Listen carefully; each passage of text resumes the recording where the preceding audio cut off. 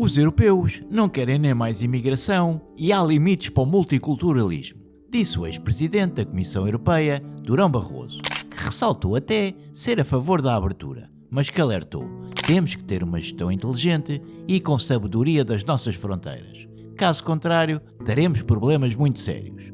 Então, mas porquê é que só agora, depois da imigração em massa, das vagas de refugiados e da globalização mudar a demografia dos últimos 30 anos, a Europa se pergunta o porquê do multiculturalismo e da imigração terem falhado? É isso que vamos analisar. Como o multiculturalismo se foi inserindo, onde teve sucesso, onde falhou e porquê.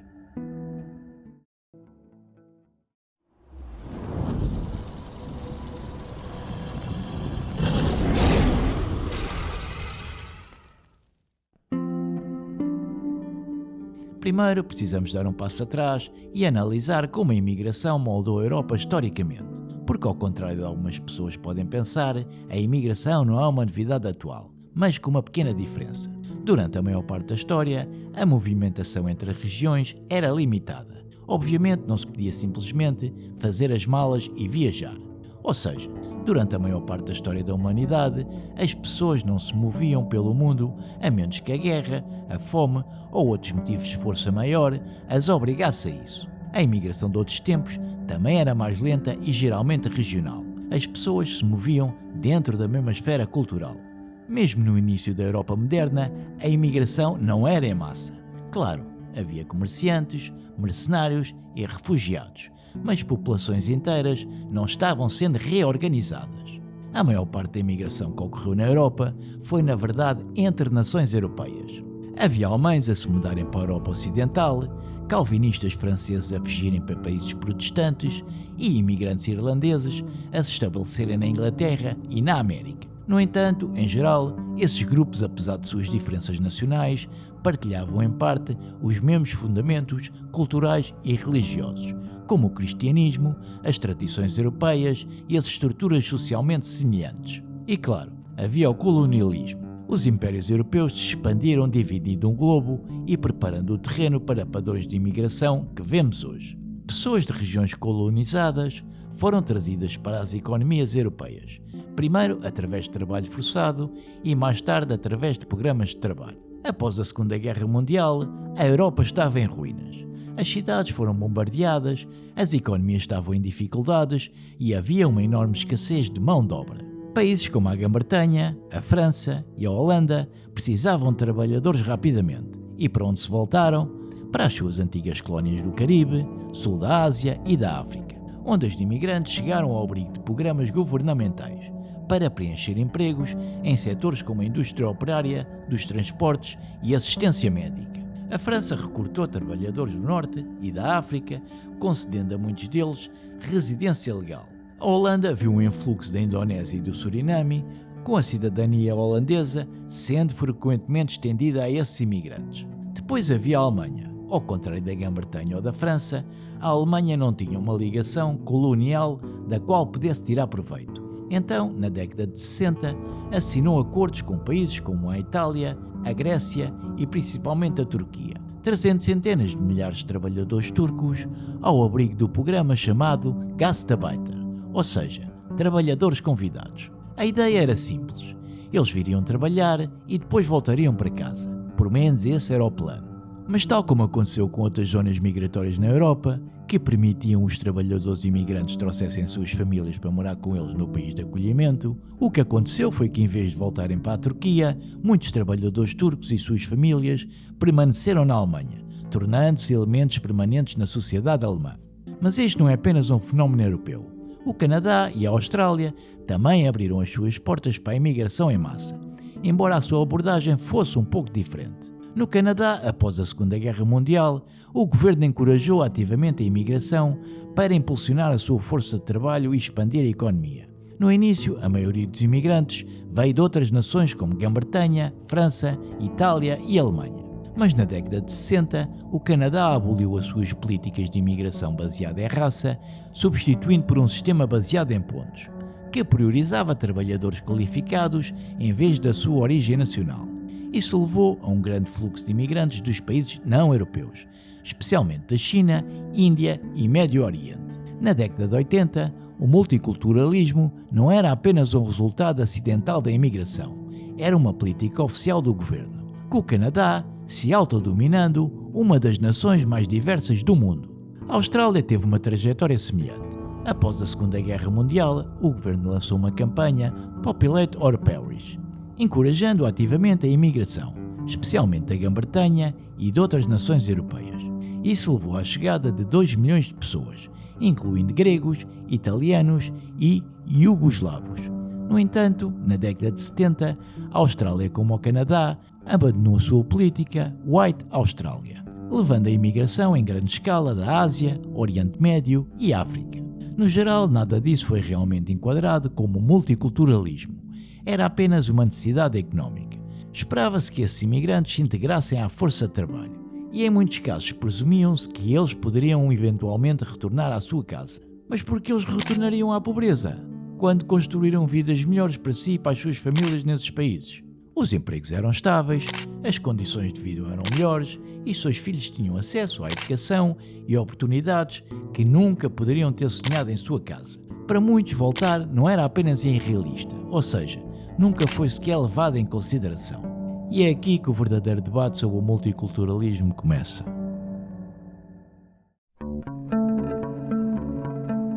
Antes de prosseguirmos, precisamos de falar sobre cultura. Porque se não definirmos o que queremos dizer com isso, todo o debate em torno do multiculturalismo não faz qualquer sentido. Muitas pessoas pensam na cultura como algo fixo, como se fosse gravado numa pedra ou se transmitindo inalterado de uma geração para outra. Mas não é assim que funciona. A cultura é fluida, ela evolui, está constantemente sendo moldada pela história, política e forças sociais. Mas então como ela é realmente transmitida? Ela é transmitida através da linguagem, religião, tradições e simbologias. Esses são os principais portadores da identidade cultural. Seja a maneira como as pessoas se vestem, os feriados que celebram e todos os valores que transmitem. A cultura se espalha por meio desses mecanismos cotidianos. E até mesmo as pequenas coisas, como celebrar o Natal ou ter uma linguagem nacional compartilhada, importa mais do que as pessoas pensam. Principalmente em uma era onde alguns são muito rápidos em descartá-los, como triviais ou ultrapassados. Vale a pena lembrar que esses pequenos marcadores culturais são frequentemente o que mantém uma sociedade unida. E quando retiramos esses valores, é quando as coisas começam a ficar um pouco complicadas. E é aqui que a teoria da cultura entra. Na década de 80, o psicólogo John Barry desenvolveu um modelo chamado aculturação, que explica como as pessoas se adaptam quando se mudam para um novo ambiente cultural. Ele descreveu 4 estratégias principais que os imigrantes e até mesmo as sociedades anfitriãs adoptam. Primeiro, existe a assimilação. É quando alguém basicamente abandona a sua cultura original e adota totalmente uma nova. Mudam o nome, param de falar a sua língua nativa e fazem tudo o que podem para se misturar. Em seguida, há a integração, que é o que a maioria das pessoas chamaria de equilíbrio ideal. Eles se adaptam à nova cultura, aprendem a língua, adoptam costumes locais, mas ainda mantêm partes da sua identidade original. Esse é provavelmente o melhor cenário em todas as sociedades multiculturais. Quando isso não acontece, temos a separação. É quando o imigrante rejeita a sua cultura completamente e apenas se apega à sua própria comunidade. É aqui que se começa a ver as sociedades paralelas, onde as pessoas vivem no mesmo país, mas não interagem de facto com a sociedade em geral. Finalmente, há a marginalização, que é o pior cenário possível. É quando alguém se sente desconectado de ambas as culturas, não se encaixando no país para onde se mudou, mas também perdendo o contacto com a sua identidade original. Esse tipo de analiação pode levar a problemas sociais bastante sérios. Essas estratégias, em geral, moldam sociedades inteiras. Alguns países pressionam pela assimilação, como a França com o secularismo estrito, onde as decisões políticas e as leis são baseadas em princípios racionais e universais, e não em crenças religiosas. Entretanto, outros abraçam a integração multicultural, como o Canadá com o seu modelo de mosaico, onde incentiva os imigrantes a preservarem as suas culturas originais, enquanto se integram à sociedade canadense. Mas como se tudo já não fosse extremamente complexo, ainda temos que avaliar outro fator: a mídia e como ela influencia as sociedades. É por isso que é importante saber quem é o dono da mídia. Pelo facto de que a forma como as informações são apresentadas pode mudar percepções e influenciar decisões individuais e coletivas, como por exemplo, a definição de agendas, ou seja, a mídia não diz o que pensar, mas sobre o que pensar. Por exemplo, ao destacar certos temas e ignorar outros, direciona a atenção do público para determinados assuntos. Outro fator é o enquadramento. A forma como uma notícia é apresentada influencia como ela será interpretada. O mesmo facto pode ser descrito como protesto pacífico ou onda de vandalismo, mudando a percepção do público. Não menos importante é o efeito de repetição. Mensagens repetidas muitas vezes acabam sendo aceitas como verdade, mesmo que sejam imprecisas ou manipuladas. E por fim, as bolhas de informação. As redes sociais utilizam o algoritmo que mostra conteúdos baseados na preferência do utilizador, criando câmaras de eco, onde só se vê opiniões semelhantes, reforçando crenças pré-existentes. Apesar de que, no meu ponto de vista, a internet veio democratizar em muito a informação e pôr fim a determinada censura. Mas convém fazer uma triagem para evitar desinformação ou mesmo fake news. Resumindo, a mídia pode informar ou manipular, dependendo de quem controla a narrativa. Mas voltemos ao modelo da aculturação. Quando a separação é permitida e ignorada e ganha força, é quando se começa a ver as rachaduras no multiculturalismo. Quando Barry sugeriu este modelo, a imigração estava acontecendo em uma escala significativamente melhor. Ninguém estava imaginando o que estamos a ver hoje. Se virmos os números, no Reino Unido, por exemplo, a imigração líquida atingiu quase 750 mil em 2022, um recorde muito acima do esperado. No Canadá, em 2023, o governo admitiu mais de 1 milhão de imigrantes, o que representa mais de 2,5% de toda a população em apenas 12 meses. Na Austrália, a imigração líquida em 2023 foi aproximadamente meio milhão de pessoas, quando em níveis pré-pandémicos estava em torno de 180 mil, o que é quase o triplo da taxa normal. A Alemanha viu uma imigração líquida de 1,5 milhão de pessoas em 2022, o nível mais alto de sempre desde que os registros começaram em 1950, e isso se soma a 1,3 milhões de sírios acolhidos na última década. E finalmente, em toda a União Europeia em 2022, 5,1 milhões de imigrantes chegaram de países não pertencentes à União Europeia, mais que o dobro dos 2,4 milhões registados em 2021. Ou seja, durante anos fomos manipulados de que a imigração em massa era inevitável e que as coisas tinham que ser assim, e que resistir a essa mudança era irracional ou até mesmo imoral. Mas na realidade nem tinha que ser assim, e o resultado disso está à vista de todos. Os números que estamos a ver agora estão a níveis catastróficos e a subir cada vez mais a uma velocidade assustadora. E mesmo com toda a Europa, com as pessoas a votarem constantemente contra isso, a realidade parece continuar a mesma. Podemos ver o Reino Unido, onde o Brexit não foi apenas sobre a União Europeia, foi uma rejeição clara à imigração descontrolada. A promessa foi de fronteiras seguras, números controlados e soberania nacional. E por ironia, a situação do pós-Brexit parece ter piorado. Na Suécia, fartos de políticas de imigração progressistas, mudaram-se radicalmente para a direita nas eleições de 2022. Fartos da onda crescente de violência dos gangues, zonas dominadas por imigrantes e de um governo que sempre se recusou a reconhecer o problema. E mesmo na Alemanha, onde a política de refugiados de Angela Merkel em 2015 abriu todas as portas, o sentimento público mudou drasticamente. A alternativa para a Alemanha, a AfD, que antes era um partido considerado marginal, agora está a atingir recordes eleitorais, pelo simples facto de que os políticos tradicionais se recusam a abordar as preocupações com a imigração em massa.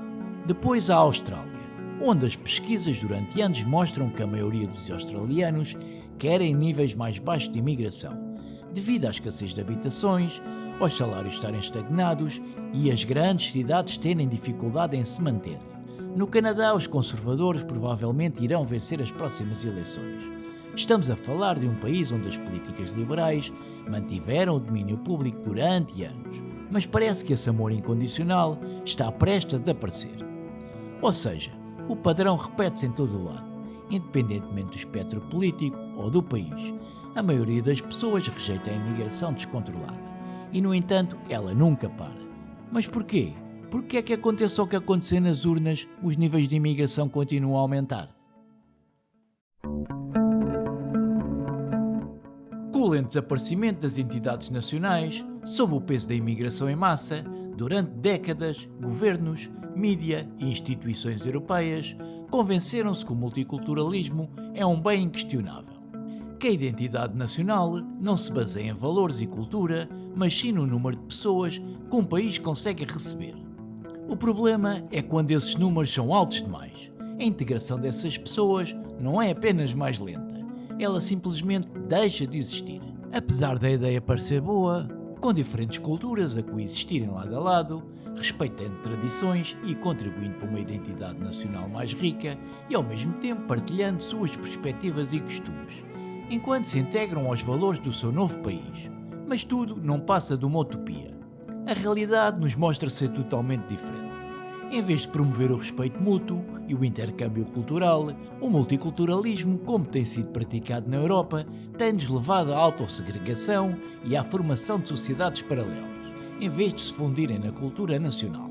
Muitos grupos de imigrantes permanecem isolados, mantendo seus próprios hábitos e costumes e até mesmo com lealdades políticas passadas, muitas das vezes em contramão com o país para o qual se mudaram.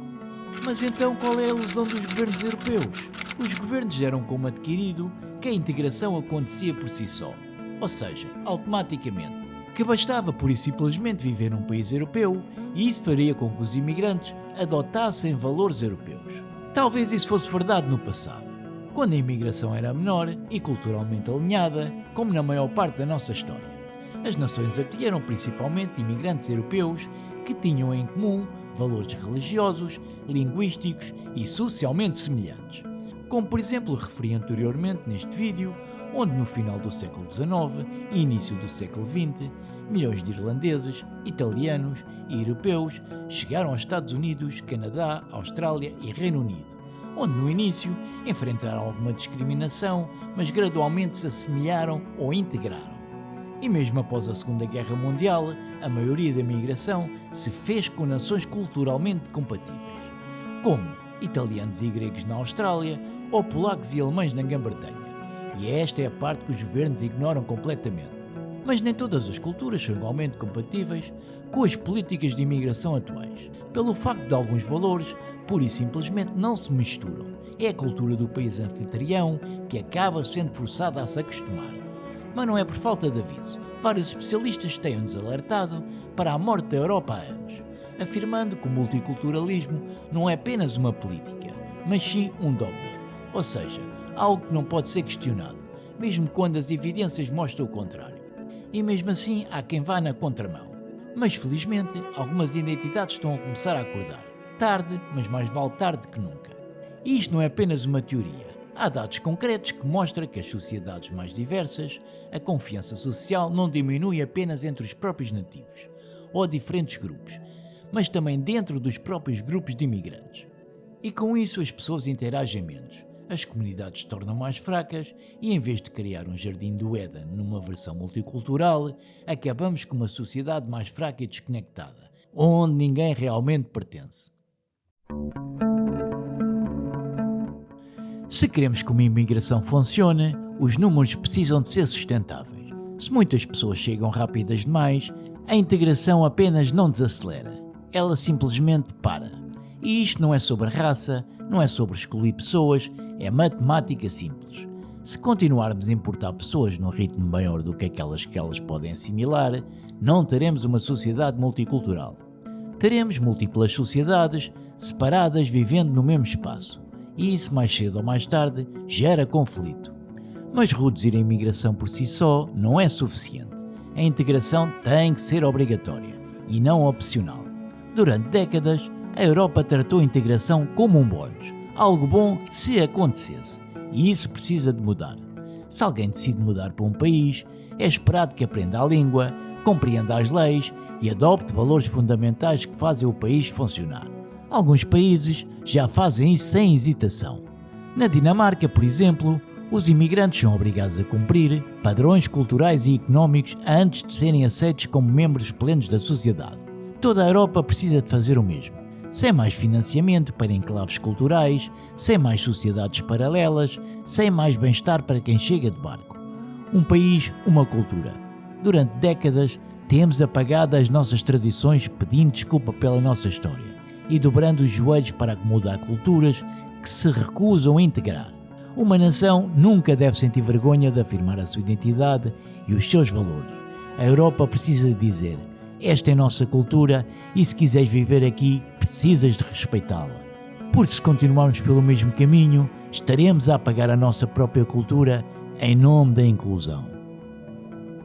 Então e tu? Achas que a Europa terá coragem de tomar decisões difíceis ou se deixará autodestruir? Deixa a tua opinião aqui abaixo nos comentários. Agora, se quiseres saber a verdade por trás da crise habitacional em Portugal, clica no card que está a aparecer no teu ecrã e nos vemos lá em alguns segundos. Por este vídeo é tudo, um grande abraço, fui!